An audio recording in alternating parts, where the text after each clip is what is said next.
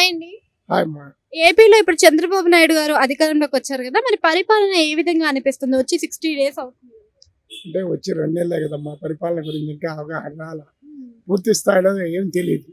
అంటే ఈయన వచ్చే ముందే మనకి ఆయన అధికారంలో రానగానే అన్ని పథకాలు ఇచ్చిన హామీలు నెరవేరుస్తామని అంటున్నారు. అయితే ఇప్పుడు చూసుకున్న దాని ప్రకారం చూసుకుంటే చాలా వరకు విద్యా సంవత్సరం కూడా స్టార్ట్ అయ్యింది. కానీ ఇప్పుడు వరకు తల్లి వందనం అనేది తీసుకొని రాలేదు. దానికి గల రీజన్స్ ఏమో. అంటే పథకాల గురించి పక్కన పెడితే కేంద్రం నుంచి రాబట్టాల్సిన నిధులు మాత్రం రాబడుతున్నాడు.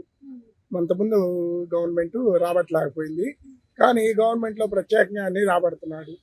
అది మేము గొప్పగా ఫీల్ అవుతున్నాం.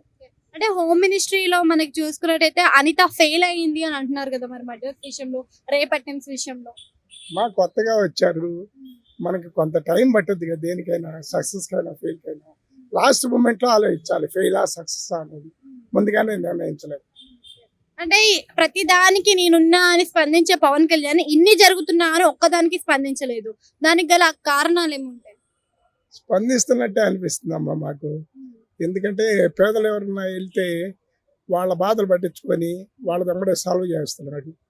అందువల్ల వీళ్ళు కూడా కొత్తే కదా, కొంత టైం ఇవ్వాలి మనం ఏదైనా నిర్ణయించడానికి. సో ఇప్పుడు ఐటీ శాఖల విద్యాశాఖ మంత్రిగా మనకి నారా లోకేష్ ఉన్నారు కదా. సో నారా లోకేష్ ఇంతకు ముందు వచ్చిన అమ్మఒడిని తల్లికి వందనంగా మార్చేశారు. సో విద్యా సంవత్సరంలో చూసుకున్నట్టయితే స్టార్ట్ అయిపోయింది.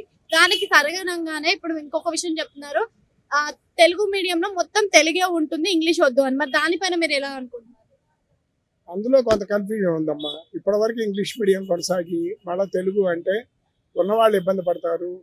అది పూర్తి స్థాయిలో ఇంకా అర్థం కాలేదు. Next academic